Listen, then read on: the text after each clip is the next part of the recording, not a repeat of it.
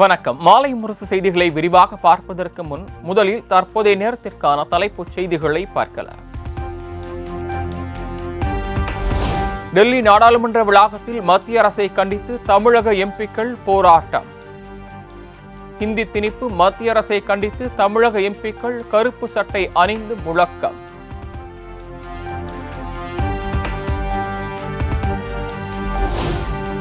தமிழ்நாட்டு எம்பிக்கள் குறித்து மக்களவையில் அமைச்சர் தர்மேந்திர பிரதான் பேசிய சர்ச்சைக்குரிய பகுதி அவை குறிப்பிலிருந்து நீக்கம்.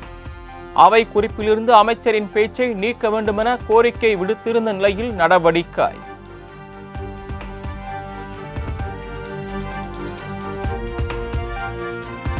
செங்கல்பட்டு மாவட்டம் திருக்கழுக்குன்றத்தில் முதலமைச்சர் மு.க.ஸ்டாலினுக்கு உற்சாக வரவேற்பு.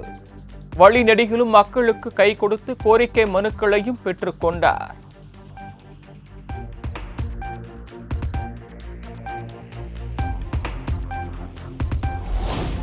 தொகுதி மறுசீரமைப்பு தொடர்பாக திமுக சார்பில் அமைக்கப்பட்ட குழு இன்று முதல் பல்வேறு மாநிலங்களுக்கு பயணம். அமைச்சர் டி.ஆர்.பி. ராஜா மற்றும் நாடாளுமன்ற உறுப்பினர் தயாநிதி மாறன் ஆகியோர் இன்று ஒடிசா சென்று நவீன் பட்நாயக் உள்ளிட்டோரை சந்திக்க உள்ளதாக தகவல்.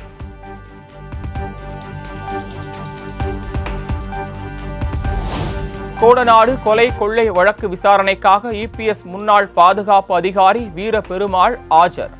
கோவையில் உள்ள சிபிசிஐடி அலுவலகத்தில் விசாரணைக்கு ஆஜரானார் வீர பெருமாள்.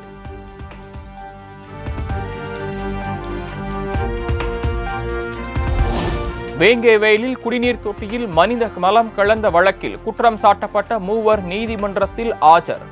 சிபிசிஐடி போலீசார் குற்றப்பத்திரிகையில் குறிப்பிடப்பட்டுள்ள காவலர் முரளிராஜா, முத்துகிருஷ்ணன், சுதர்சன் ஆகியோர் ஆஜராகினர்.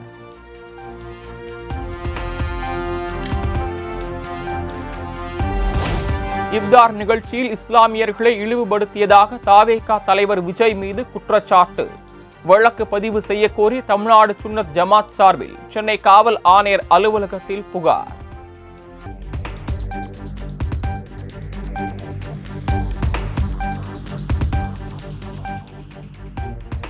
ஓபிஎஸ் ஆதரவாளர் வைத்திலிங்கத்தை அடுத்து சந்தித்த டிடிவி தினகரன், சசிகலா வருவது தெரிந்து முன்னரே கிளம்பிய டிடிவி தினகரன்.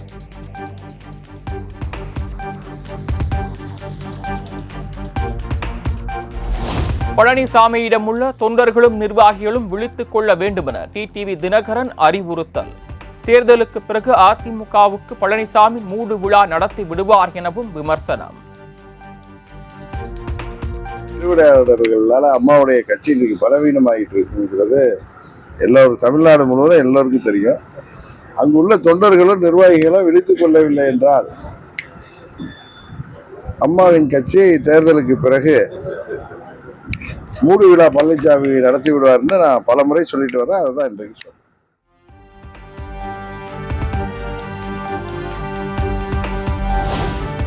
ஓபிஎஸ் ஆதரவாளர் வைத்திலிங்கம் உடனான சந்திப்பு என்பது அனைத்தும் கலந்தது என சசிகலா சூசகம். அடிமட்ட தொண்டரின் முடிவுபடி அனைத்தும் நல்லபடியாக நடக்கும் எனவும் பேட்டி.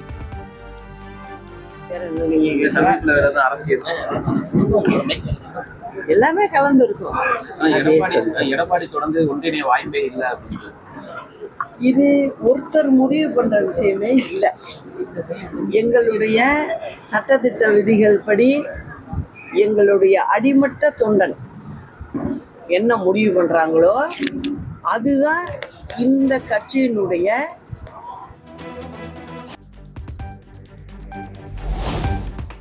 ஒரு நாள் தொப்பி போட்டு இஸ்லாமியனாக வேடம் போடுபவன் நான் இல்லை. தமிழக வெற்றி கழக தலைவர் விஜயை நேரடியாக சாடிய சீமான். ஒரு நாள் தொப்பியை போட்டு நான் வேடம் போடுறேன், அது இல்லை. உங்களுக்கு ஒரு நாள் இஸ்லாமிய இல்லை. நான் என் மக்களின் உணவுக்கானவன் இல்லை, அவங்க உணர்வுக்கானவன், உரிமைக்கானவன், உயிரானவன். அதனால அந்த நெத்தியில் திருநீரை வச்சுக்கிட்டு தொப்பியை போட்டு நோம்பு கஞ்சி குடிச்சாலாம் இருக்குது. காட்டவா?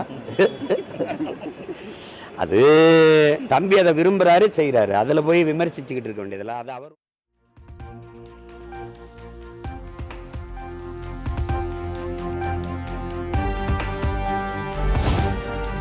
அரசு நகர பேருந்துகளில் மகளிர் சுய உதவி குழுவினர் கட்டணமின்றி பொருட்களை எடுத்துச் செல்லலாம்.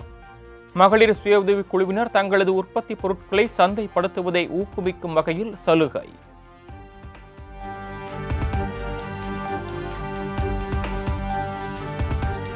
சென்னை மற்றும் புறநகர் பகுதிகளில் திடீரென கொட்டி தீர்த்த கனமழை. வெப்பம் தணிந்து குளிர்ச்சியான சூழல் நிலவி வருவதால் மக்கள் மகிழ்ச்சி.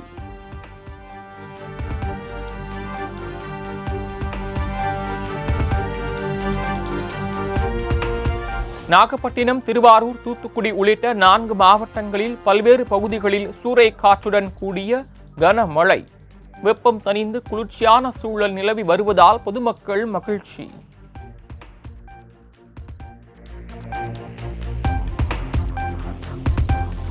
தூத்துக்குடி மாவட்டத்தில் பெய்து வரும் திடீர் மழையால் உப்பு உற்பத்தி வெகுவாக பாதிப்பு. மழை தொடரும் என்ற வானிலை மைய அறிவிப்பால் உப்பு உற்பத்தியாளர்கள் கவலை.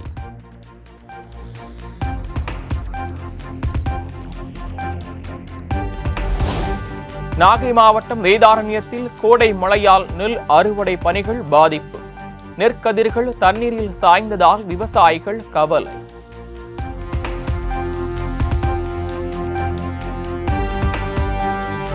மழை காரணமாக கன்னியாகுமரியில் கடல் சீற்றம். விவேகானந்தர் மண்டபம், திருவள்ளுவர் சிலைக்கான படகு சேவைகள் தற்காலிகமாக நிறுத்தி வைப்பு.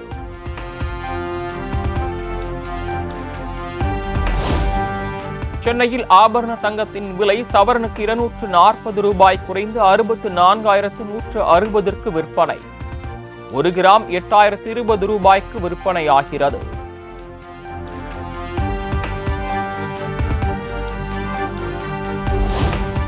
கூடுதல் ரயில்களை இயக்கும் வகையில் சென்னை கடற்கரை எழும்பூர் இடையிலான 4வது ரயில் வழித்தடம் பயன்பாட்டுக்கு வந்தது. சோதனை ஓட்டத்தை தொடர்ந்து பயன்பாட்டுக்கு ரயில்வே பாதுகாப்பு ஆணையம் ஒப்புதல்.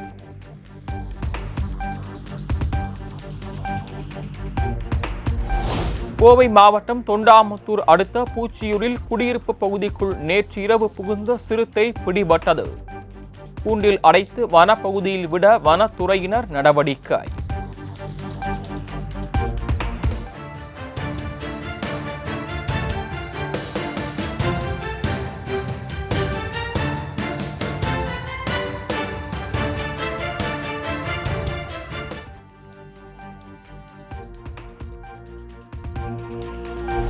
கடலூர் மாவட்டம் விருதாச்சலம் விருதகிரீஸ்வரர் கோயிலில் கோலாகலமாக நடைபெற்ற மாசி மக தேரோட்டம். லட்சக்கணக்கான பக்தர்கள் வடம் பிடித்து இழுத்து சுவாமி தரிசனம்.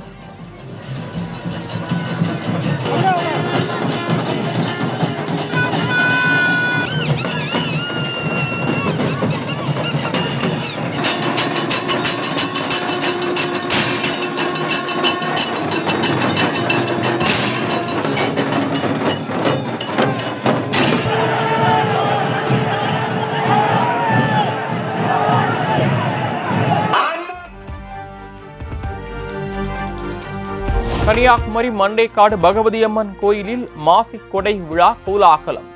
9ஆம் நாளில் பெரிய சக்கர தீவெட்டி ஊர்வலத்துடன் அம்மன் வெள்ளி பல்லக்கில் வீதி உலா.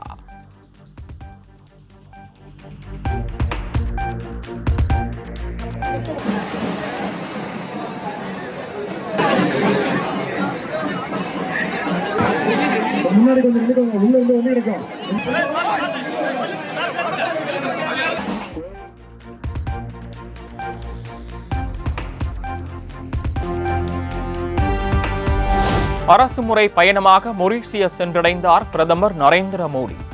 அந்நாட்டு பிரதமர் நவீன் சந்திரா மாலை அணிவித்து உற்சாக வரவேற்பு.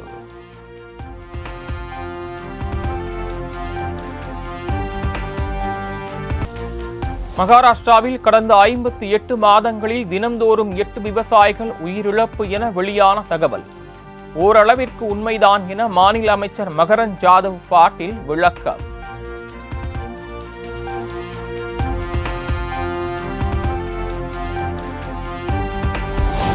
கேரளாவில் யூடியூப் வீடியோ பார்த்து டயட் இருந்த மாணவி. உணவு குழாய் சுருங்கி உயிரிழந்த பரிதாபம்.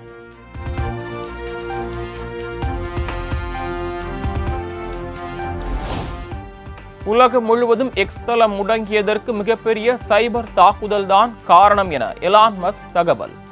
ஒருங்கிணைந்த குழுவோ அல்லது ஒரு நாடோ கூட இதன் பின்னணியில் இருக்கலாம் எனவும் குற்றச்சாட்டு.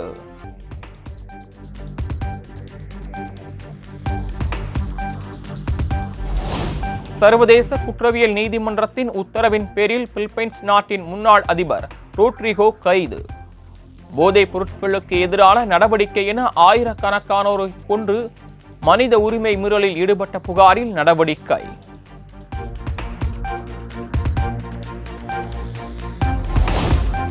உலக பணக்கார நாடுகளில் ஒன்றான லக்சம்பர்க்கின் இளவரசர் திடீர் மரணம். அரிய வகை மரபியல் நோயால் பாதிக்கப்பட்டிருந்த நிலையில் 22 வயதில் உயிரிழந்த சோகம்.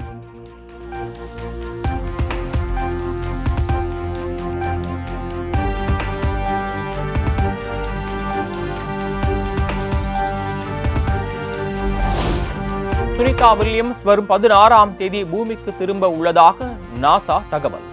9 மாத காத்திருப்பு முடிவுக்கு வருகிறது.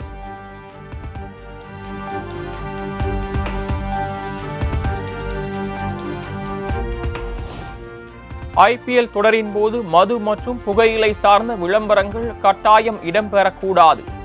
IPL தலைவர் அருண் துமாலுக்கு எழுதிய கடிதத்தில் மத்திய சுகாதார அமைச்சகம் வலியுறுத்தல்.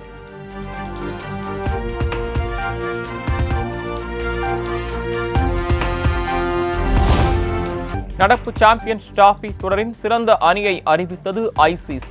விராட் கோலி உள்ளிட்ட 6 இந்திய வீரர்களுக்கு இடம்.